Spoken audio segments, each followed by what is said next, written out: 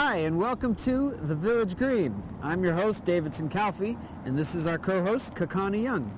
Hi, everyone, and thank you for joining us. On this episode, we're going to be meeting a lot of local people who are going to tell us all about the fun that they've been involved in. That's right. We'll meet two performers from the Dreamtale Puppet Theater Group and get a behind-the-scenes look at their production of Rumpelstiltskin.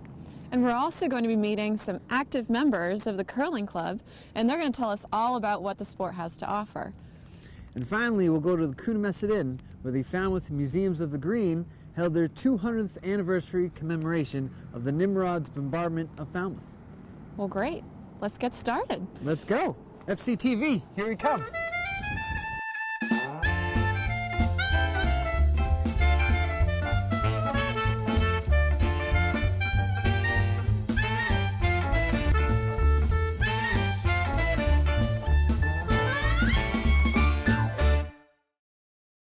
Hi everyone and welcome. I'm here today with the Dreamtale Puppet Theater and its founding member Jacek Zuzański and one of its active members Narina Reif. Welcome. Hi Basha. Well, thank you for having us here. Of course. So why puppet theater? What made you interested in puppet theater to begin with? Yeah, I always draw, so it was kind of natural that I'm into visual arts. And I was also interested in movement. I danced a lot when I was a teenager.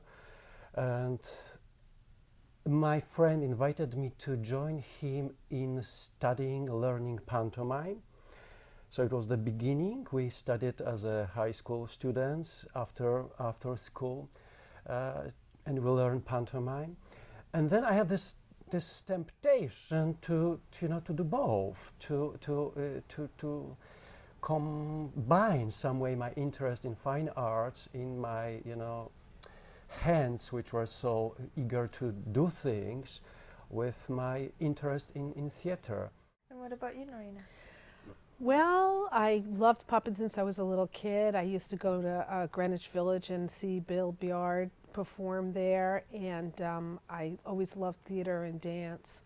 But just as a kid, I played with puppets with a big theater and had the Nutcracker and made our own puppets. So as a kid, it was always a wonderful, wonderful outlet for me. Mm-hmm. Another way to use my imagination. And I held on to it a little bit on the side, just doing a little fun puppetry for myself. But then later when I was an adult, after my social work career, I met Jacek, and about 10 years ago got started in professional puppetry. And the puppets are beautiful. Did you make those yourself? Yeah. Or oh, you did, all of them? They all my creations. Wow. Would you mind telling everyone how they're made, what they're made out of?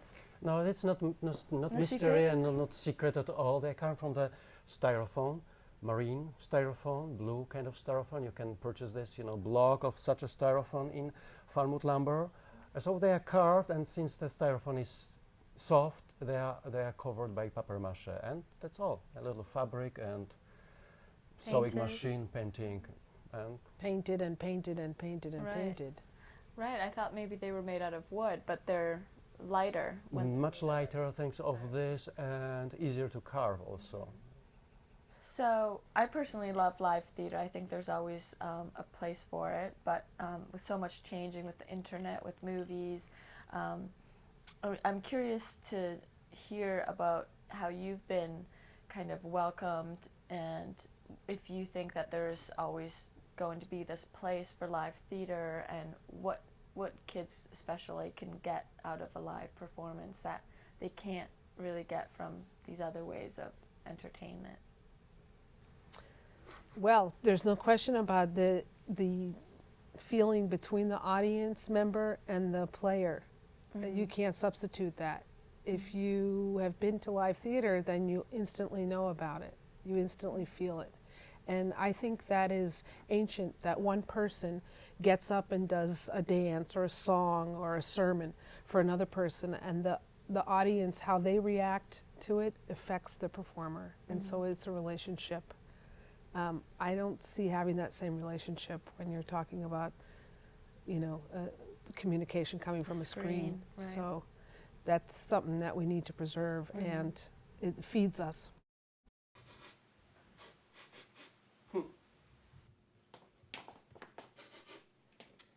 What will you give me if I spin this bale for you, eh? All I have left is this ring. Would you take this? It's a deal. Oh. Oh. Oh.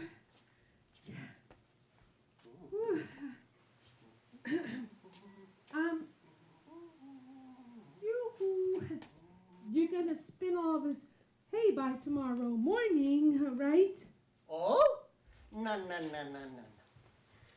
I've made a deal to spin only that pile. Only that pile? Oh no, but the king said that all the piles have to be spun. In that case, we have to make another deal. What will you give me if I spin all that remaining straw for you, eh? I have nothing left to give you. Nothing? Nothing. Well, you can make a deal with nothing. I don't know. But I know I don't want to die. Die? Let me think.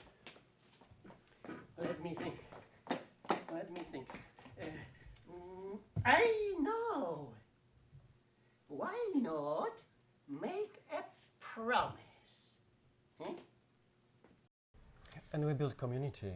You cannot build, of course you can build, Facebook community or other social network community, but you don't use your entire self. You are cutting part of yourself only in life situation when you have, live person in front of you, and when you communicate with this live person, you actually communicating with your own deep self. There's also no editing. There is none of that take two in live theater. Just like life. Yes, exactly. And when we have this, right, we have this magic happening. This magic of self-creation or creation with someone else. I am performing and have my audience, and thanks of them, I am becoming. Quick! I need somebody smart. Somebody in my castle. The watchman. Watchman!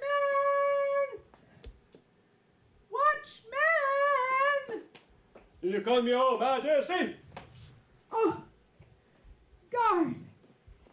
Did you see that little man go by? Oh, I did. Oh, did I? I'm not sure, Your Majesty. Listen, I need you to go and follow him and listen. Keep your ears open and your eyes open and don't let him see you. I need to know his name. When you did your performance at the FCTV studio, we didn't have a live audience. We just had the cameras on you. And I wondered how much the live audience affects your live performance, and how much do you let yourself interact with your audience? This is very hard to tell, because this is something which is very hard to put in words. You can try to explain this, using words, but this process, it's kind of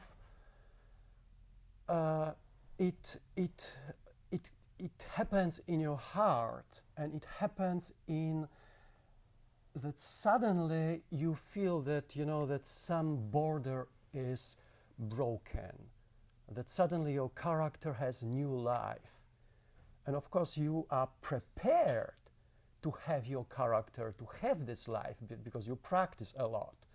You have rehearsal and so on, so you practice, but then you have your audience, and it happens.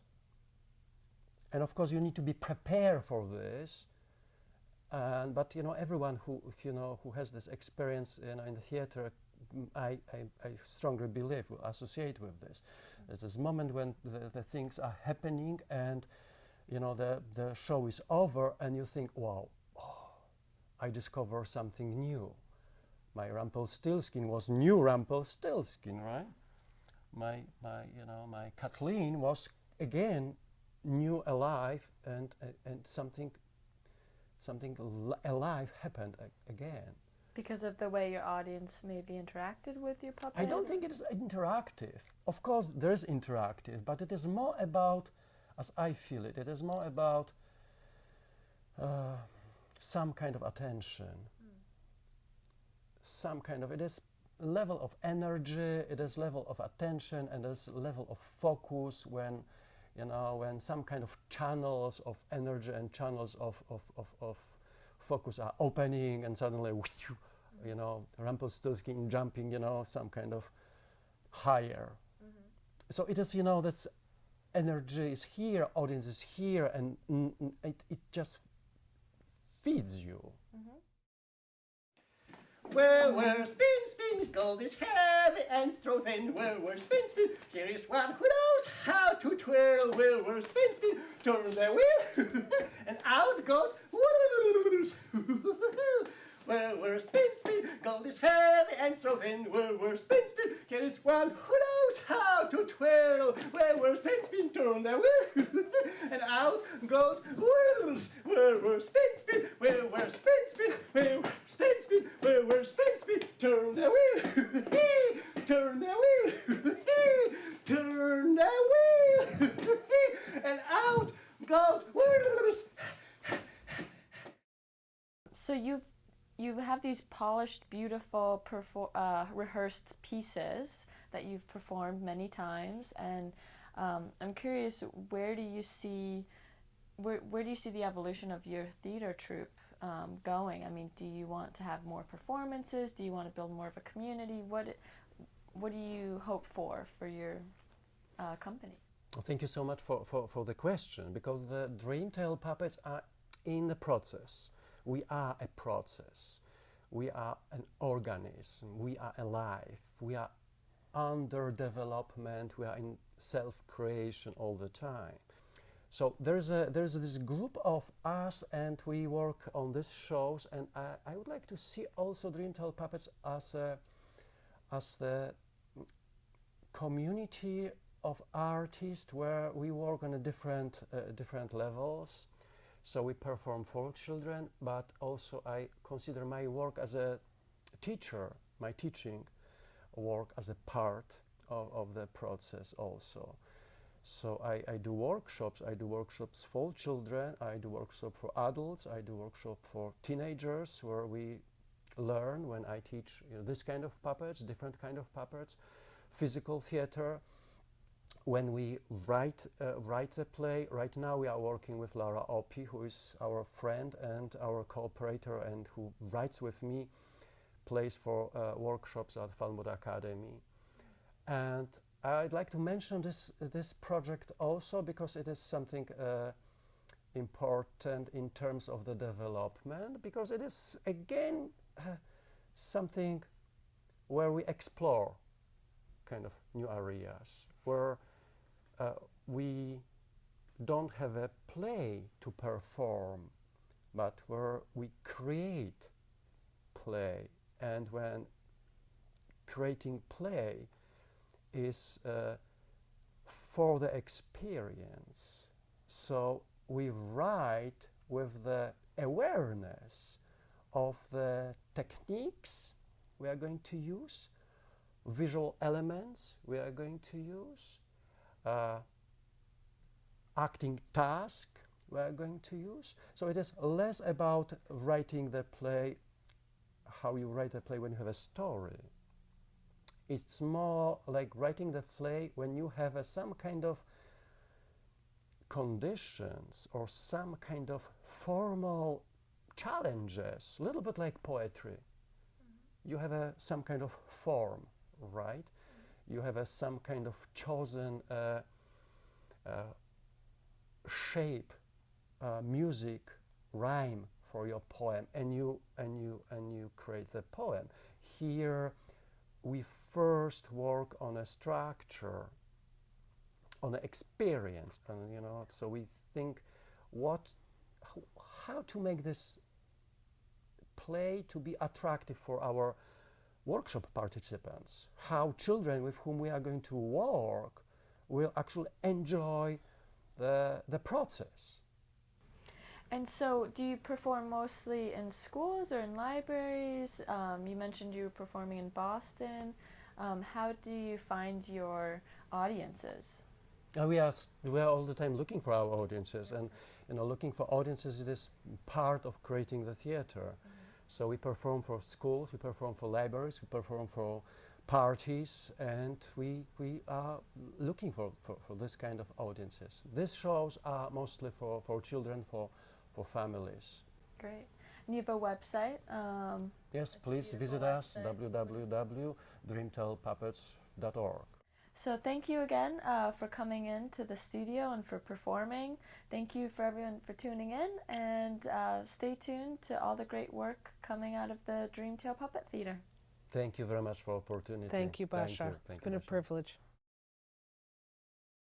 What a talented group of individuals. Yeah, to think all those puppets were made by hand. Exactly. And speaking of hands, why don't we meet a group of people that are really steady-handed? You're talking about the Falmouth Curling Club, aren't you? Absolutely. Nice. Let's go.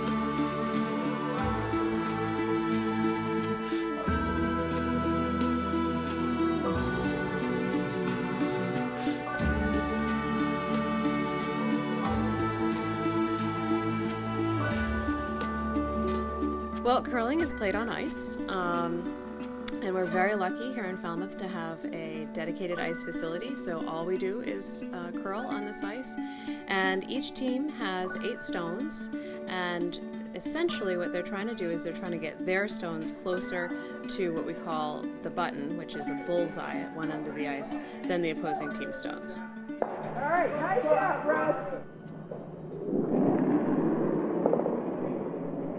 Each team has 4 players, so at any time on one sheet of ice, which is one game, there's 8 players on the ice. In the house. The player that throws the first 2 rocks is called the lead. The second is the person who throws the second rocks, and then we have the vice and the skip. Skip is in charge of running the whole ship, basically.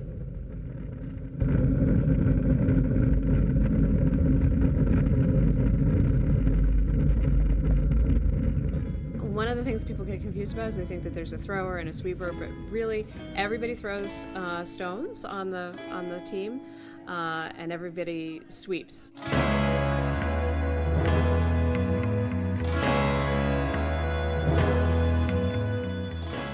Scoring is unique.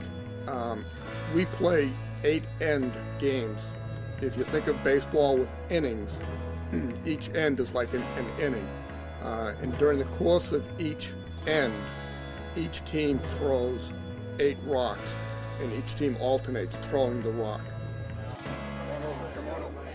At the end of all 16 rocks being thrown, the rock closest to the center of the what we call the button or the circles becomes the scoring stone.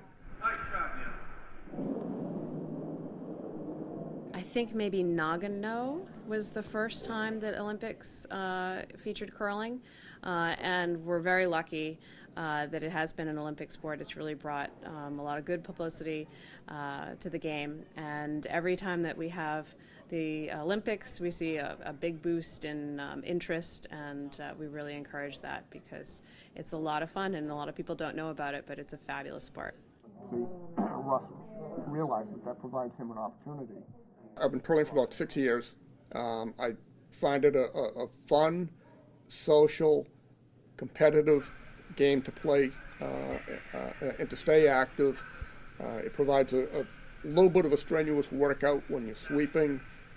It provides skill when you're delivering the rock. It's a thinking game about when you're going to sweep and what your strategy is. And overall, it's just a good time with a nice group of people.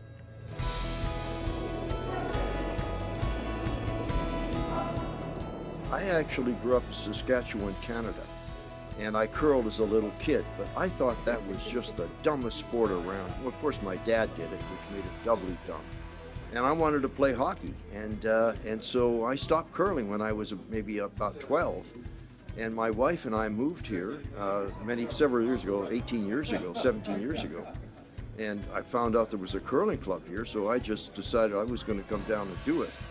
And just got into it and just absolutely loved it, which I do today. Half a foot in.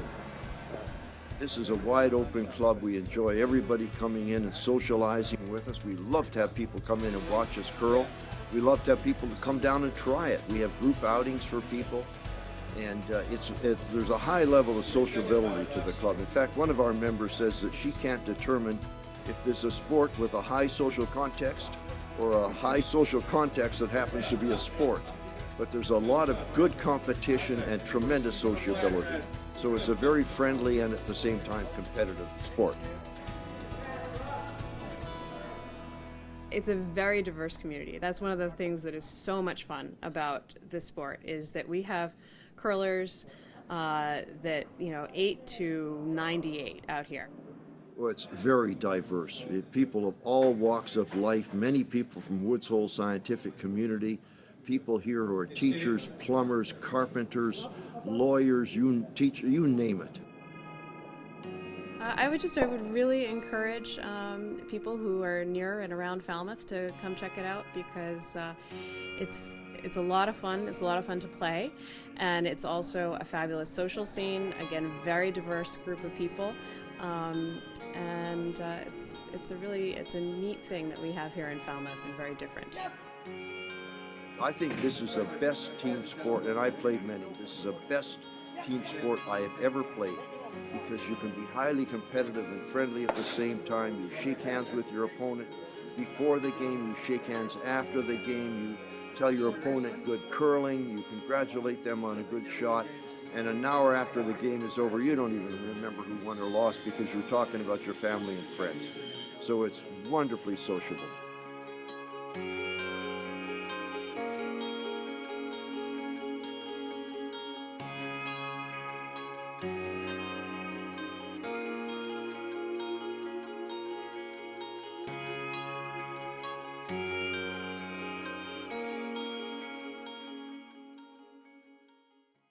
Well, curling looks like a lot of fun. It sure does. You just want to knock those stones around to show them who's boss, right? You do that, Kakani, but be careful who you're up against. Who? Well, we're about to learn about the brave residents who stood up to the Nimrod's bombardment of Falmouth 200 years ago. You wouldn't want to be up against those guys. Oh, absolutely not. I would never want to be up against those guys. No, but let's go to the Kunamesit and see how the ceremony played out. Right, let's go. All right. In Rome,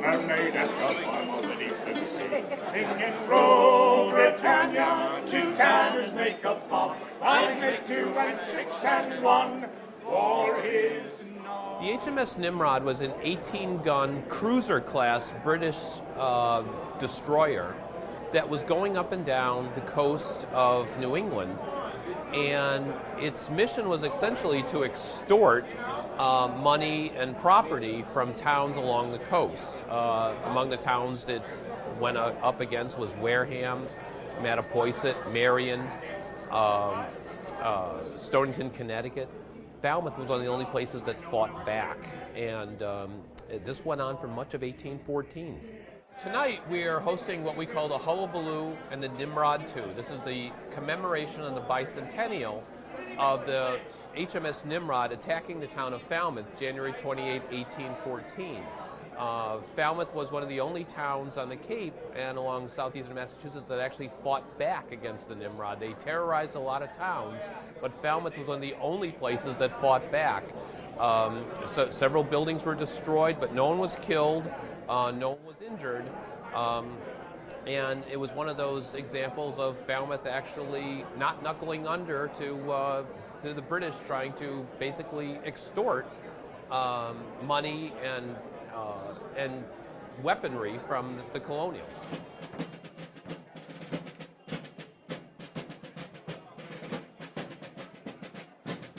We have over 150 people here tonight because one is the 200th anniversary of sort of a little known local history, but I think something that the townspeople are quite proud of.